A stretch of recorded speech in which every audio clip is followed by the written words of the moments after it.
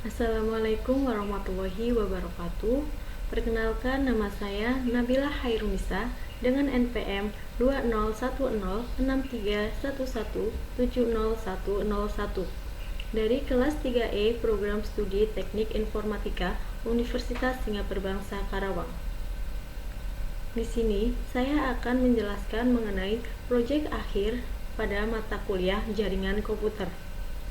Pada proyek akhir kali ini, kita akan membahas beberapa materi. Berikut merupakan materi pembahasan yang akan kami bawakan. Yang pertama yaitu ada kabel strike and cross, yang kedua ada konfigurasi routing, yang ketiga ada instalasi jaringan komputer, yang keempat ada jenis-jenis keamanan jaringan nirkabel, dan yang kelima yaitu ada macam-macam sistem operasi jaringan. Langsung saja ke pembahasan yang pertama yaitu kabel strike and cross. Pada urutan kabel strike terdapat beberapa warna. Urutan kabel strike diantaranya yaitu putih oranye, putih hijau, biru, putih biru, hijau, putih coklat, dan yang terakhir yaitu coklat. Ini merupakan urutan yang terdapat pada kabel strike.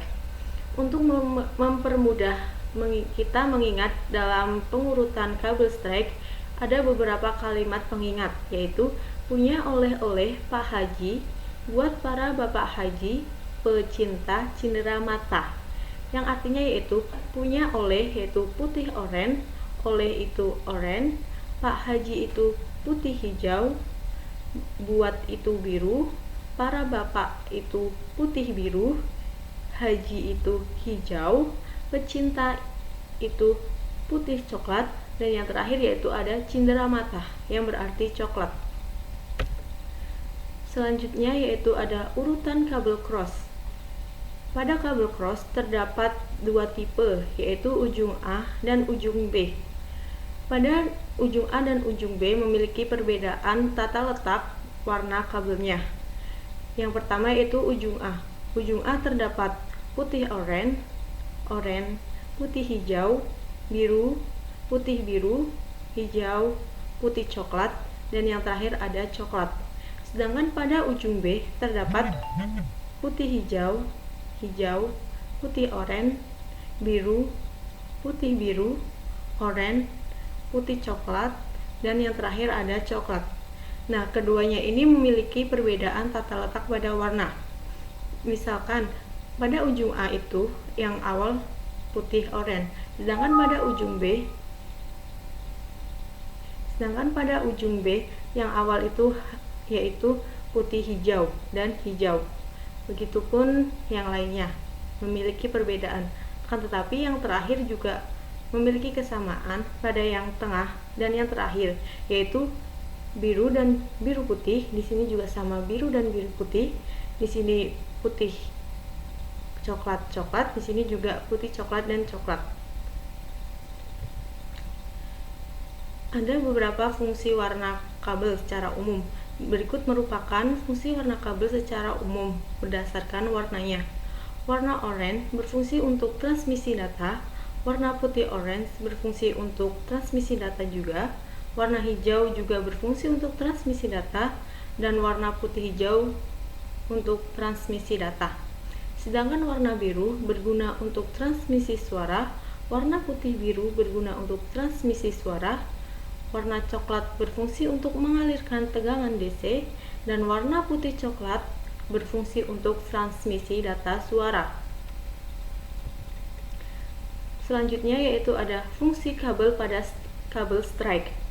Fungsi kabel strike ada beberapa, di antaranya yaitu yang pertama ada menghubungkan komputer dengan switch jaringan, yang kedua yaitu menghubungkan switch dengan router jaringan, yang ketiga ada menghubungkan komputer dengan hub jaringan, yang keempat ada menghubungkan komputer ke port LAN atau DSL, yang kelima yaitu menghubungkan komputer dengan router jaringan, yang keenam ada menghubungkan router port 1 ke port LAN modem kabel, dan yang terakhir atau yang ketujuh yaitu menghubungkan switch dengan hub jaringan. Selanjutnya yaitu ada fungsi kabel cross. Di sini ada beberapa fungsi kabel cross, di antaranya yaitu yang pertama ada menghubungkan antar komputer, yang kedua ada mengkoneksikan dua switch secara bersamaan, yang ketiga ada menghubungkan antar switch, yang keempat ada mengkoneksikan dua hub langsung, yang kelima yaitu menghubungkan antar hub, yang keenam yaitu mengkoneksikan router dengan PC, dan yang ketujuh yaitu mengkoneksikan dua PC sekaligus. Selanjutnya, materi yang kedua yaitu konfigurasi routing perangkat jaringan komputer.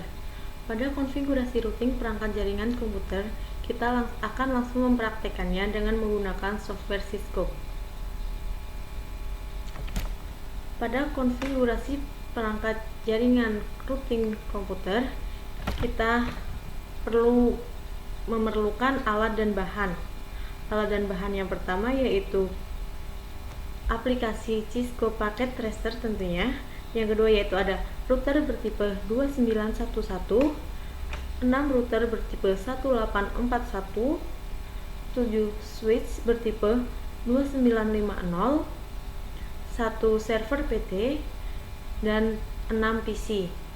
Selanjutnya kita juga menggunakan kabel serial DTE dan kabel copper strike. Setelah itu, kita membuat konsep jaringan dengan sebagai berikut, seperti pada di gambar. Selanjutnya kita akan menambahkan modul HWIC 2T pada router 2911, yaitu dengan cara sebelumnya kita mematikan dulu tanda powernya. Sebelumnya di sini itu kosong semua, lalu kita menambahkan modul HWIC 2T-nya. Setelah itu, kita juga akan menambahkan router 1 dengan modul HWIC 2T-nya seperti di sini. Sebelumnya kita jangan lupa mematikan tanda powernya.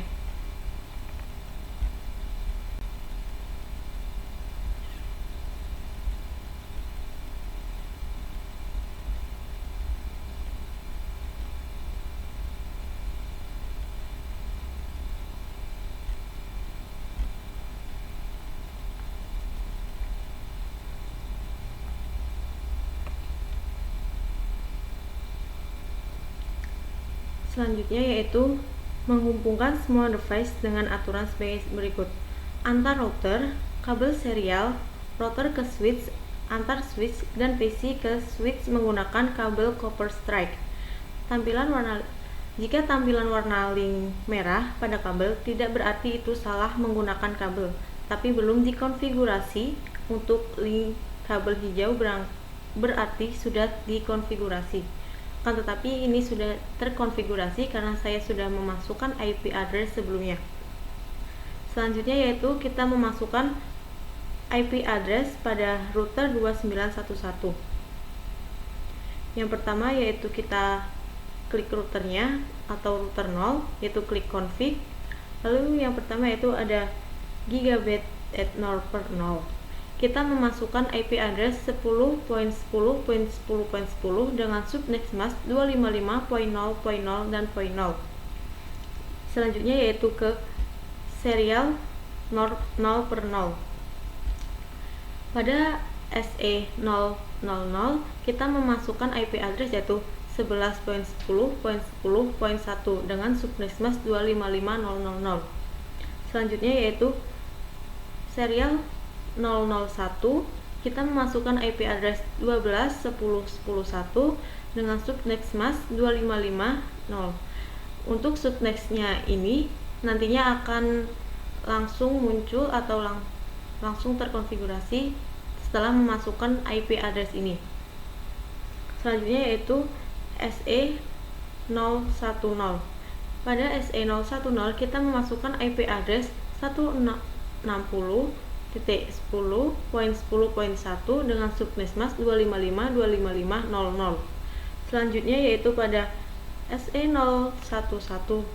Pada SE011 kita memasukkan IP address 161.10.10.1 dengan subnext mask 255.255.00. Selanjutnya yaitu pada SE020. Kita memasukkan IP address 200.10.10.10.1 dengan subnet mask 255.255.255.0.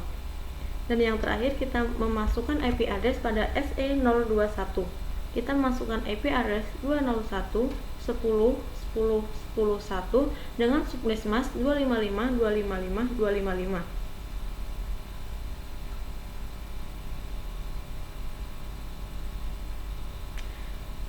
Selanjutnya kita memasukkan IP address pada selanjutnya kita menyeting router pada router 1 sampai router ke-6. Selanjutnya pada router pertama kita klik config. Nah, pada router yang pertama kita pada fast ethernet FE0/0 kita memasukkan IP address 30.10.10.10.10 dengan subnet mask 255.000. Selanjutnya yaitu pada SE0/0 kita memasukkan IP address 11.10.10.10.10.2 dengan subnet mask 255.000. Setelah itu kita memasukkan IP address pada router kedua. Pada FE0/0 kita masukkan address 31.10.10.10.10 dengan subnet mask 255.000. Dan pada SE kita memasukkan IP address 12.10.10.10.2 dengan subnet mask 255. Selanjutnya yaitu router 3. Pada FE kita memasukkan IP address 170.10.10.10 dengan subnet mask 255.255.000. Dan pada SE kita memasukkan IP address 160.10.10.2 dengan subnet mask 255.255.000. Selanjutnya yaitu router keempat. Pada router keempat kita memasukkan IP address-nya juga. Pada IP address FE0/0 kita memasukkan IP address 171.10.10.10 dengan subnet mask 255.255.000. Selanjutnya yaitu IP address pada SE kita masukkannya dengan yaitu 161.10.10.2 dengan subnet mask 255.255.000. Selanjutnya yaitu pada router keempat. Pada router kelima, pada router kelima kita memasukkan IP address pada FE yaitu 192.168.10.10 dengan subnet mask 255.255.255.0. Dan pada SE 0/0 kita memasukkan IP address 200.10.10.10.2 dengan subnet mask 255.255.255.0. Selanjutnya yaitu router 6. Pada router 6 kita memasukkan IP address pada FE yaitu 192.168.11.10 dengan subnet mask 255.255.255.0. Dan selanjutnya pada SE kita memasukkan IP address 201.10.10.10.2 dengan subnet mask 255.255.255.0.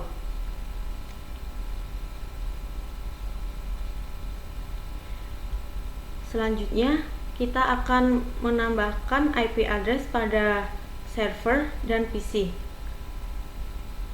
Pada server kita klik 2 kali, desktop, terus kita setting IP konfigurasinya. Nah, untuk server ini kita menggunakan IP address 10.10.10.2 dengan subnet mask 255.000 dengan gateway 10.10.10 dan 10. Selanjutnya kita memasukkan ke PC 0. Nah, pada PC 0 kita memasukkan IP address 30.10.10.2 dengan subnet mask 255.000 dengan gateway yaitu 30.10.10.10. Selanjutnya yaitu pada PC 1. Pada PC 1 kita memasukkan IP address yaitu 31.10.10.2 dengan subnet mask 255.000 dengan gateway 31.10.10.10. Selanjutnya yaitu pada PC2. Pada PC2 kita memasukkan IP address yaitu 170.10.10.2 dengan subnet mask 255.255.00 dengan gateway 170.10.10.10. Selanjutnya yaitu pada ke PC ketiga. Pada PC ketiga kita memasukkan IP address 171.10.10.2 dengan subnet mask 255.255.0.0 dengan gateway 171.10.10.10.10. Selanjutnya yaitu pada PC keempat. Pada PC keempat kita memasukkan IP address dengan IP address 192.168.10.2 dengan subnet mask 255.255.255.0 dengan gateway 192.168.10.10. Selanjutnya yang terakhir yaitu pada PC kelima. Pada PC kelima kita memasukkan IP address 192.168.112 dengan subnet mask 255.255.255.0 dengan gateway 192.168.11 dan 10.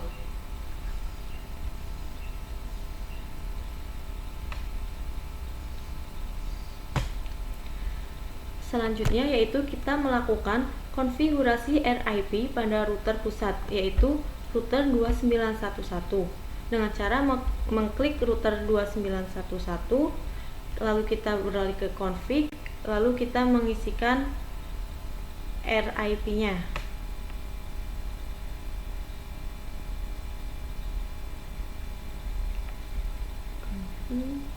Lalu kita mengisikan RIP-nya ternyata di sini. Nah, untuk memasukkan RIP-nya kita sudah memasukkan beberapa RIP-nya, yaitu isi network address pada router dengan cara mengetikkan IP address di sini lalu add semuanya. Di sini saya sudah meng-add-kan beberapa.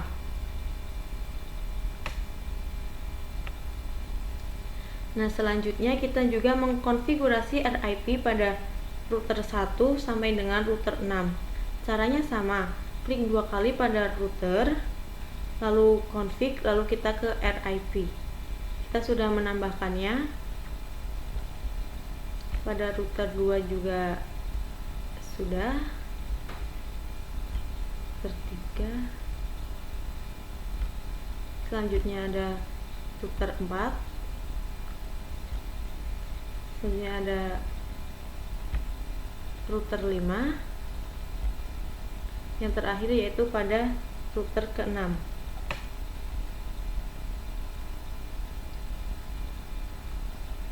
Setelah semua konfigurasi dari router sampai ke PC dilakukan, maka tes konektivitasnya dengan ping test pada email atau ICAM ke dalam tujuan, atau biasanya dengan tes ping. Caranya yaitu klik 2 kali pada PC, terus desktop, habis itu ke command prompt. Lalu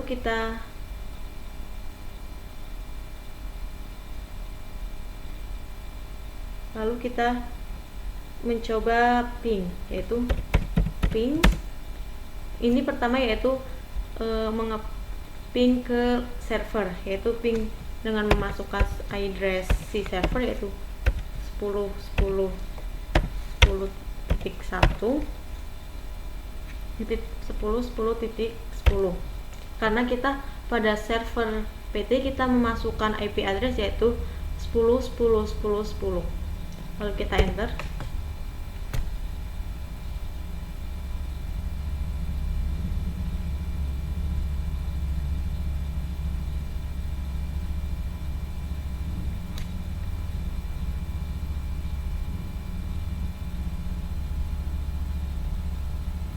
Setelah tampilannya seperti ini, berarti konfigurasi telah berhasil atau bisa dijalankan nantinya, bisa sukses.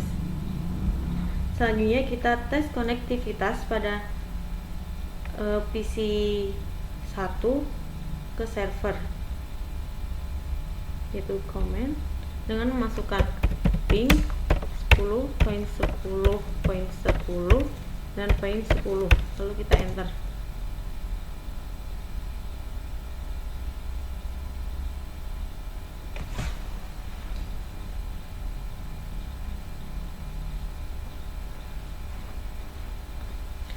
Setelah seperti ini tandanya sudah berhasil. Lalu kita juga tes konektivitas pada PC kedua ke server dengan cara seperti tadi, yaitu ping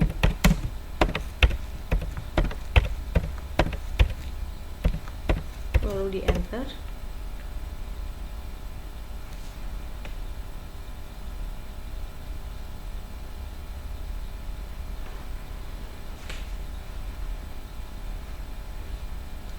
Nah, ini tandanya juga berhasil juga.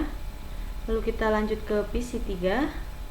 Kita akan tes juga ke server ping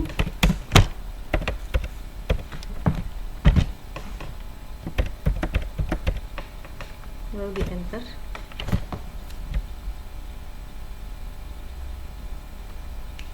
Kita akan mengecek dari PC 0 ke PC 5 dengan mengkonektivitaskan dengan server PT terlebih dahulu. Nah, ini pada PC 3 tandanya sudah berhasil. Kita lanjut ke PC 4.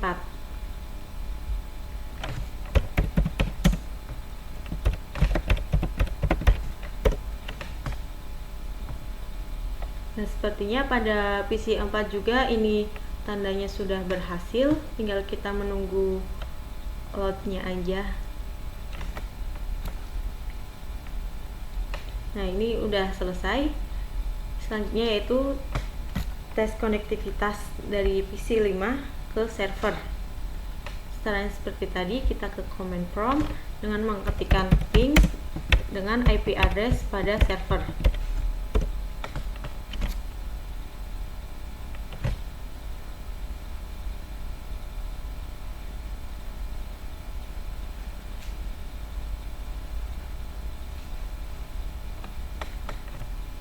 Nah, setelah kita tes konektivitas dari PC 0 sampai PC 5 dengan server, selanjutnya kita akan melakukan tes konektivitas pada network 1 atau PC 0 dengan PC lainnya. Yaitu yang pertama yaitu PC 0 dengan PC 1 dengan cara kita ping dengan IP address pada PC 1.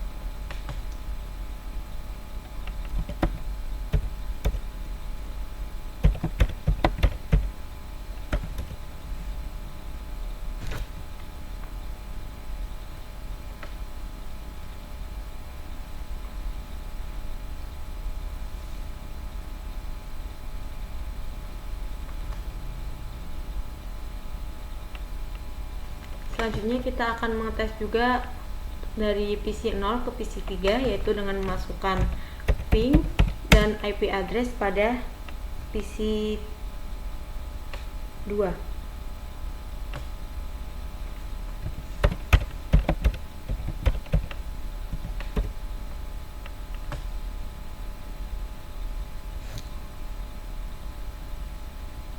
Jika tandanya seperti ini, berarti tandanya kita telah berhasil melakukan ping.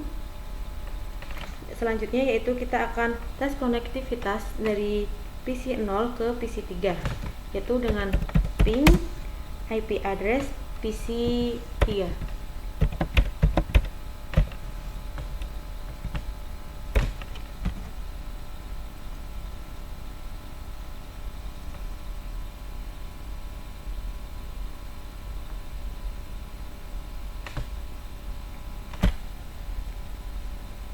Selanjutnya kita juga akan melakukan tes konektivitas dari PC 0 ke PC 4, yaitu ping dengan IP address pada PC 4 yaitu 192.168.10.2.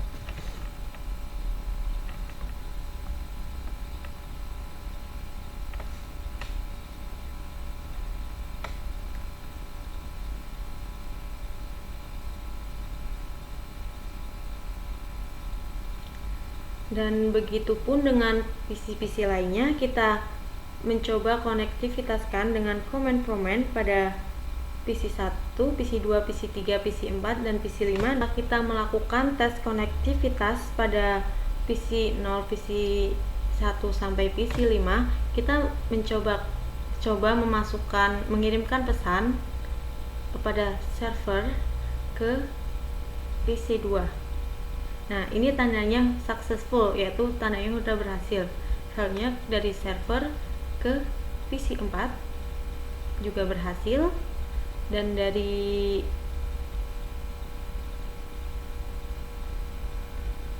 PC 0 ke PC 5 berhasil juga. Selanjutnya dari server ke PC 0 kita juga berhasil. Dari server ke PC 1 berhasil juga. Dari server ke PC 2 juga berhasil.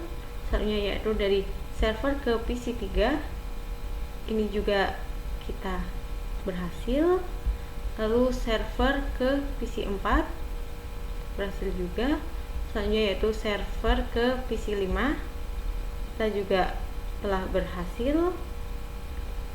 Selanjutnya yaitu mencoba kembali pada PC 1 ke PC 3 berhasil juga. Terhadap PC 2 ke PC 4 juga berhasil. Nah, kita dapat melihat last statusnya pada di bawah sebelah kanan, itu kita telah melakukan sebanyak ini dan kita selalu berhasil. Berarti routing perangkat jaringan kali ini kita berhasil. Selanjutnya yaitu pada materi yang ketiga, yaitu instalasi jaringan komputer berbasis kabel dan nirkabel. Pada materi instalasi jaringan komputer berbasis kabel dan nirkabel, kita juga menggunakan Cisco sebagai alat praktiknya. Nah, untuk itu kita langsung saja kembali ke Cisco-nya.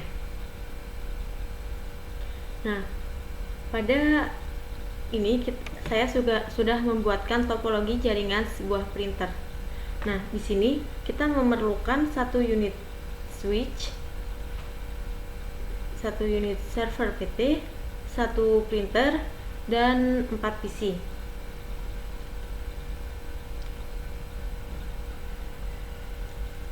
Setelah kita melakukan penataan seperti ini, dan kita juga menghubungkannya dengan kabel copper strike. Yang pertama yaitu kita setting IP address pada server, yaitu di config terus /0.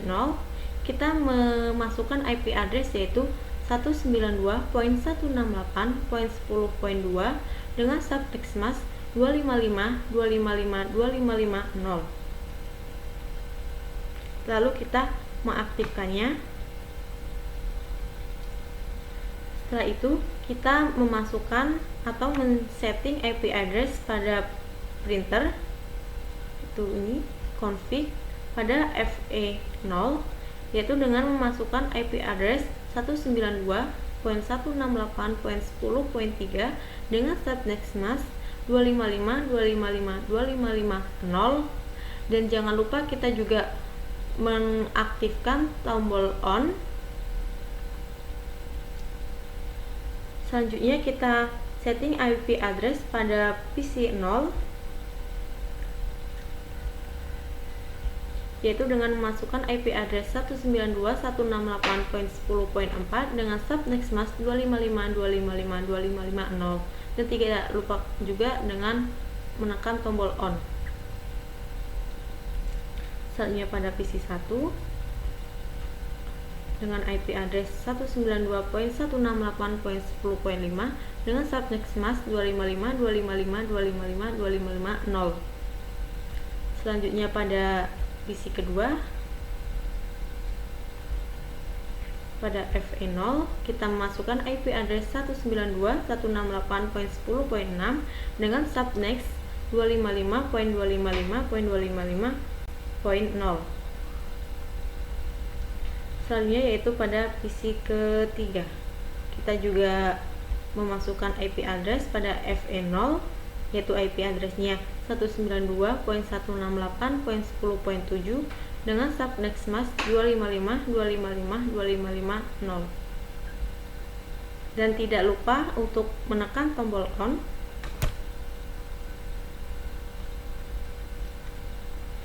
Nah, selanjutnya kita akan tes konektivitas jaringan dengan tes ping server ke klien atau ke PC-nya, yaitu dengan cara klik 2 kali server, lalu pilih desktop, lalu pilih command prompt. Nah, pada ini kita coba pada CMD, kita coba mengetikkan IP address PC, yaitu yang pertama yaitu PC ping 192.168.10.4.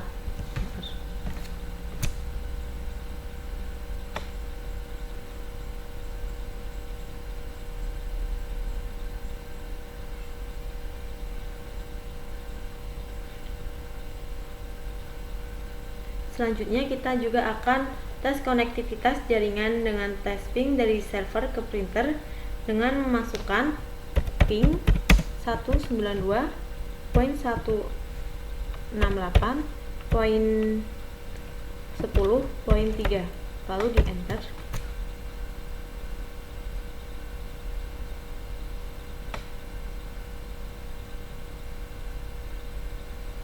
Nah, kalau seperti ini tandanya tes ping kita sudah berhasil. Lalu kita akan mencoba tes konektivitas jaringan dengan tes ping dari PC ke printer, yaitu dengan cara klik pada salah satu PC, klik 2 kali, lalu ke desktop, terus ke CMD, lalu kita ping ke printer, yaitu ping 192.168.10.3, lalu enter.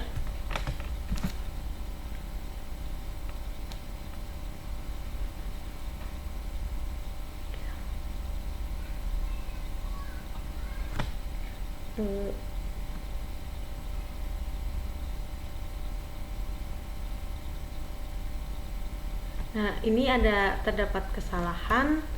Nanti kita akan mencobanya kembali. Ini harusnya 10 bukan 19. Kita coba kembali ping 192.168.10.3. Lalu di enter. Nah, jika munculnya kalimat seperti ini, maka tes konektivitasnya dinyatakan berhasil. Dalam jaringan tersebut sudah bisa langsung atau berbagi printer jika printer diset allow sharing lewat OS. Nah, kita coba mengirimkan message dari server ke PC, apakah bisa? Ini kemudian di delete terlebih dahulu. Kita mencobanya kembali dari server ke PC, kita dinyatakan sukses. Dari printer ke PC sukses juga, dan dari PC ke printer sukses. Selanjutnya dari PC ke server. Nah, kita juga telah menyelesaikan, berarti topologi jaringan printer kali ini berhasil. Selanjutnya yaitu saya akan menjelaskan mengenai sharing printer jaringan nirkabel dengan ulan atau nirkabel itu tanpa kabel. Yang pertama yaitu kita membuat topologinya terlebih dahulu, dan kita juga membutuhkan beberapa bahan seperti server, access point, printer, dan 4 PC. Setelah itu kita mengubah adapter LAN ke WLAN. Kita dengan cara klik 2 kali pada server, lalu kita pilih physical, lalu kita matikan powernya terlebih dahulu. Kita mematikan power terlebih dahulu, yaitu power, lalu kita ganti port RJ45 dengan port access. Klik pada port RJ45 ini, drag dan drop ke sini, lalu kita menggantikannya dengan port access point, harusnya ya port access point-nya itu yang ini. Lalu setelah itu kita mengaktifkan tombol powernya kembali. Kita juga melakukan hal yang sama dengan printer, yaitu ini physical.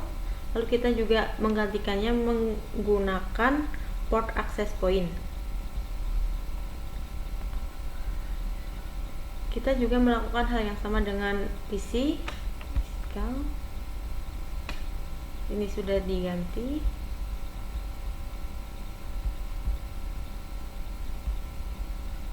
Ini juga udah diganti. Ini juga udah. Nah, yang terakhir kita juga melakukan hal yang sama dengan menggantikan dengan port access. Setelah kita menggantikannya, kita akan men-setting IP address masing-masing device. Untuk men-setting IP addressnya kita lakukan yaitu klik 2 kali, lalu config. Kita melakukan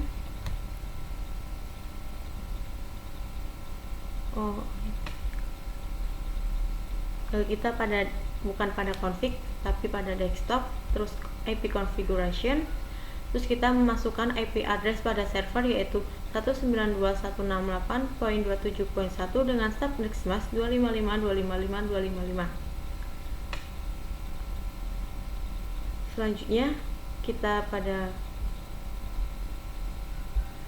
melakukan IP address pada PC, yaitu ini desktop, terus IP configuration, kita memasukkan IP address 192.168.27.2 dengan subnet mask 255.255.255.255.0. Begitupun dengan PC 1, kita juga memasukkan IP address 192.168.273 dengan subnet mask 255.255.255.255.0.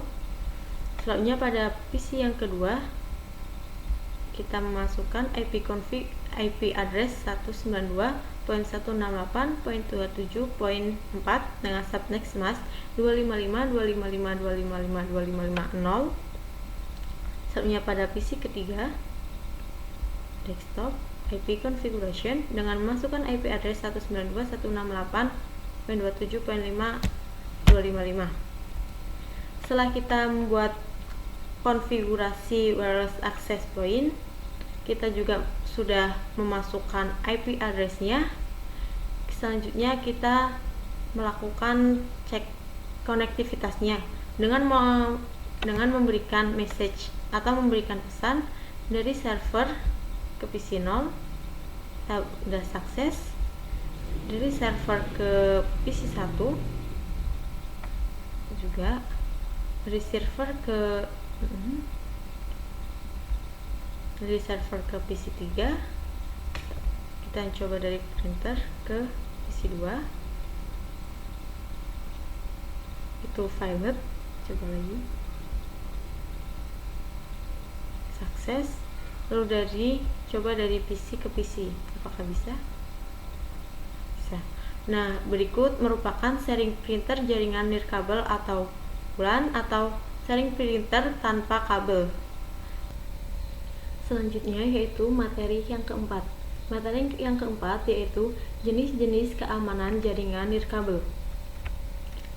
Keamanan jaringan nirkabel terdapat beberapa, yaitu diantaranya WIP, WPA, WPA atau PSK, WPA2, MAC filter, dan yang terakhir yaitu ada menyembunyikan SSID. Selanjutnya lanjut yang ke pertama yaitu WIP atau Word Equivalent Privacy, atau biasanya disebut dengan Shared Key Authentication, adalah security atau metode keamanan untuk jaringan wireless yang merupakan metode standar keamanan dan enkripsi yang digunakan pada wireless. WIP menggunakan 64 bit dan 128 bit dengan algoritma RC4. Ada dua cara untuk memasukkan WIP key. Enkripsi WIP menggunakan kunci yang dimasukkan oleh administrator ke klien maupun access point. Kunci ini harus cocok dari yang diberikan access point ke klien dengan yang dimasukkan klien untuk berautentikasi menuju access point. Dan WIP mempunyai standar 802.11b. WIP dipilih karena telah memenuhi standar dari 802.11, yakni yang pertama yaitu ada exportable, yang kedua reasonably strong, yang ketiga ada self-synchronizing, yang keempat ada computationally efficient, yang kelima yaitu ada optional. Lanjut ke yang kedua yaitu ada WPA atau Wi-Fi Protected Access. Metode pengamanan dengan WPA ini diciptakan untuk melengkapi dari sistem yang sebelumnya, yaitu WIP. Para peneliti menemukan banyak celah dan kelemahan pada infrastruktur nirkabel yang menggunakan metode dengan keamanan WIP. WPA mengimplementasikan layer dari IEEE, yaitu layer 802.11i. WPA menggunakan metode TKIP atau Temporal Key Integrity Protocol yang mampu berubah secara dinamis. Protokol TKIP akan mengambil kunci utama sebagai starting point yang kemudian secara reguler berubah, sehingga tidak ada kunci enkripsi yang digunakan dua kali. WPA didesain dan digunakan dengan alat tambahan lainnya, yaitu sebuah komputer pribadi atau PC. Metode enkripsi dari WPA ini juga menggunakan algoritma RC4. Pengamanan jaringan nirkabel dengan metode WPA ini dapat ditandai dengan minimal ada 3 pilihan yang harus diisi administrator jaringan agar jaringan dapat beroperasi pada metode WPA ini. Ketiga menu yang harus diisi tersebut adalah yang pertama yaitu ada server. Komputer server yang dituju oleh access point yang akan memberi autentikasi kepada klien. Beberapa perangkat lunak yang biasa digunakan antara lain yaitu FreeRADIUS, OpenRADIUS, dan lainnya. Yang kedua yaitu ada port. Nomor port yang digunakan adalah 1812. Yang ketiga yaitu ada shared secret. Share secret adalah kunci yang akan dibagikan ke komputer dan juga kepada klien secara transparan. Di sini ada kelebihan dari WPA. Kelebihan WPA yang pertama yaitu meningkatkan enkripsi data dengan teknik Temporal Key Integrity Protocol atau TKIP.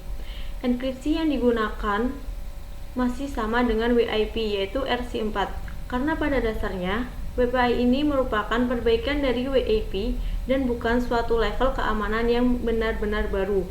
Walaupun beberapa device ada yang sudah mendukung enkripsi AES, yaitu enkripsi dengan keamanan yang paling tinggi.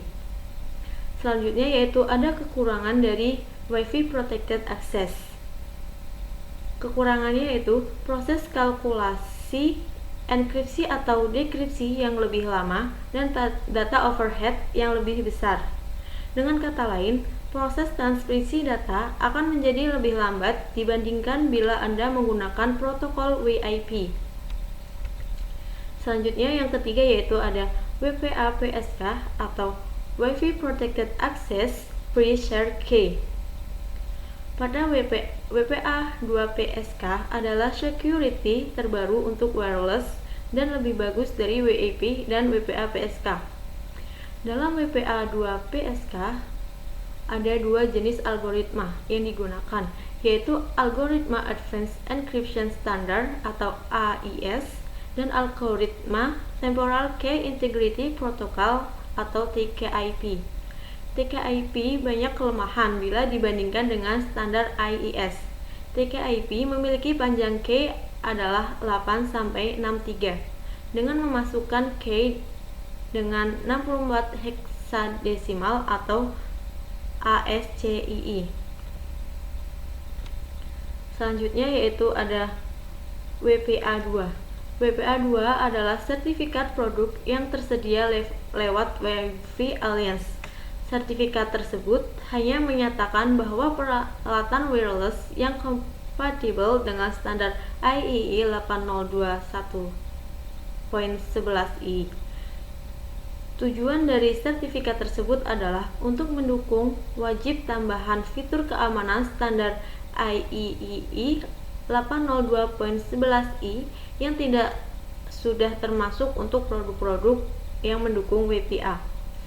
Update WPA2 atau WPSIE yang mendukung WPA2 memiliki fitur sebagai berikut ini. Yang pertama yaitu WPA2 Enterprise IEEE 802.1x menggunakan autentikasi, dan WPA2 personal menggunakan tombol Pre-Shared atau PSK.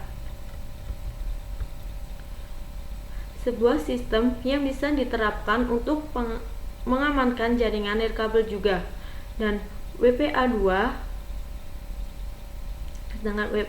juga dapat merupakan metode pengamanan. Dengan WPA ini diciptakan untuk melengkapi atau menambah beberapa fungsi dari sistem yang sebelumnya, yaitu WIP.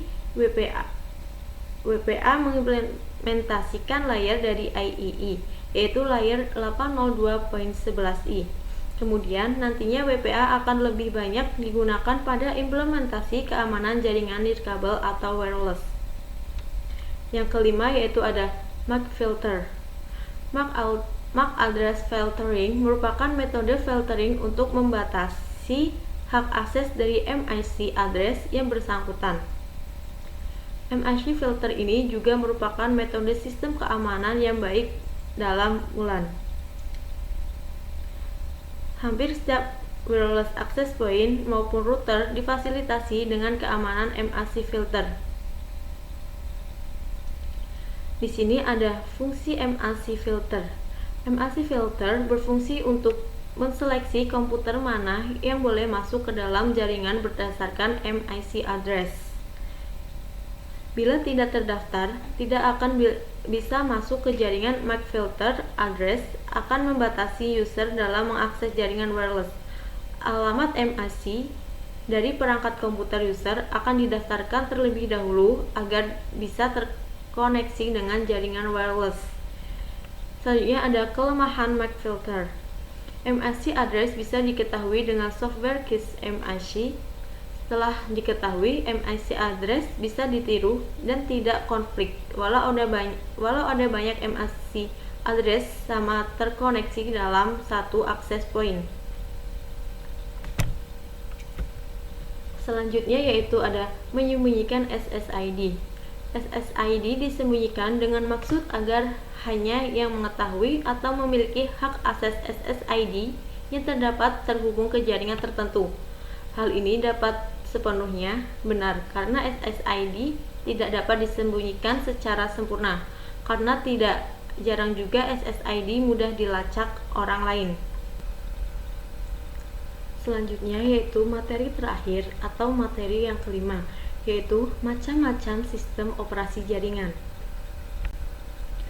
Macam-macam sistem operasi jaringan terdapat beberapa tipe. Yang pertama yaitu ada Windows, yang kedua ada Unix, yang ketiga ada Linux, yang keempat ada IBM, yang kelima ada MIC, yang keenam ada FreeBSD, yang ketujuh ada Solaris, dan yang terakhir ada Novell Network. Kita langsung bahas yang pertama. Yang pertama yaitu ada Windows. Windows adalah sistem operasi jaringan yang paling banyak digunakan sekarang. Keunggulan dari sistem operasi ini adalah pengoperasian yang sangat mudah. Karena sistem operasi jaringan Windows adalah sistem operasi jaringan berbasis grafis atau GUI. Dan yang paling umum digunakan hingga saat ini adalah Windows XP, Windows Vista, Windows 7, Windows 8, dan sekarang yang terbaru adalah Windows 10. Dan yang terbaru lagi ada Windows 11. Selanjutnya ada Unix. Pernahkah Anda mendengar sistem operasi Unix? Mungkin ini asing bagi sebagian orang, karena biasanya orang awam hanya mengenal Windows saja. Unix adalah sistem operasi berbasis teks, sehingga sistem ini jarang digunakan. Pengoperasian Unix dengan menggunakan line command based sehingga tidak user friendly. Unix adalah dasar dari OS yang lain, yaitu Linux. Selanjutnya yaitu ada Linux. Linux adalah perkembangan dari Unix dan merupakan gabungan dengan Minix yang juga salah satu perkembangan dari Unix. Linux merupakan berbasis grafis. Dengan alasan Linux berbasis grafis, Linux banyak digunakan di jaringan besar seperti pengaksesan berkas dan pada perusahaan atau lembaga pendidikan. Linux berbeda dengan OS lain karena kernel dan komponen-komponen lainnya bebas. Seperti dasarnya, Unix, Linux baik digunakan untuk workstation dan server. Selanjutnya yaitu ada kelebihan Linux. Linux sangat stabil dalam jangka waktu yang lama dan tahan terhadap malware. Bisa didapatkan dengan gratis walaupun tetap ada yang berbayar. Selanjutnya yaitu ada IBM. Sistem operasi ini dibuat oleh Microsoft dan IBM, namun kini dikelola oleh IBM. IBM digunakan sebagai pengganti DOS dan menggunakan kemampuan penuh dari mikroprosesor Intel 80280. Termasuk di dalamnya adalah modus proteksi yang mampu menjalankan perintah secara simultan. Selain itu, juga mendukung memori virtual sehingga Anda tidak perlu susah payah mengulang perintah yang sama persis. IBM merupakan gabungan dari Linux dan Windows. Namun, penggunaan IBM dihentikan pada tahun 2006. Selanjutnya yaitu ada OS Max. Max ternyata adalah sistem operasi jaringan berbasis grafis pertama dengan kelebihan yang lebih menguntungkan. Max cenderung stabil karena menggunakan Unix. Selain itu, MIC juga multitasking sehingga kuat menerima berbagai perintah dalam waktu yang bersamaan. Tampilan grafis yang sangat bagus juga didukung dengan kekebalan terhadap malware.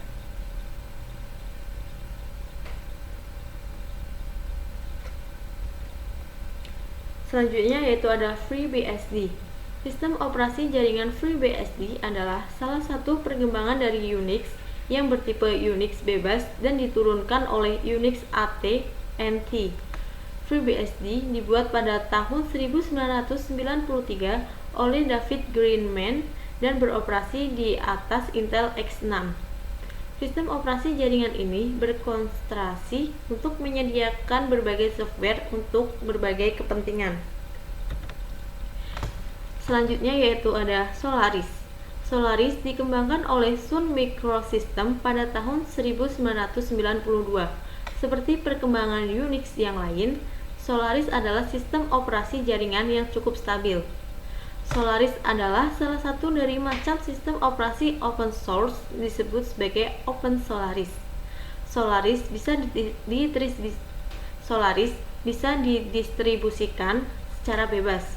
Tersedia sumber distribusi dan semua orang bisa mengaksesnya, serta mengubah kode lalu kembali mendistribusikannya. Solaris menuntut pengguna untuk kreatif dalam penggunaannya.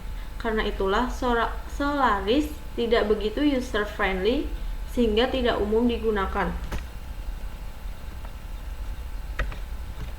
Yang terakhir yaitu ada Novell Network. Sistem operasi ini dikembangkan oleh Novell, dibuat berbasis tumpukan protokol Xerox XNS. Sistem operasi ini umum digunakan untuk komputer IBM. Ternyata, Novell sempat merajai sistem operasi dunia dengan jaringan komputer NOS. Dahulu, Novell dipakai untuk LAN-based NOS dan dibuat oleh Novell Inc. Sistem operasi ini banyak digunakan pada tahun 1990. Konsep dari NOS adalah pembagian disk space dan printer. File sharing NOS menggunakan layanan modul file dan pencarian lokasi fisik dilakukan di server. NOS memiliki Network Core Control atau NSP yang lebih efektif. Terima kasih. Demikian pemaparan proyek akhir jaringan komputer dari saya. Sekian dan terima kasih. Wassalamualaikum warahmatullahi wabarakatuh.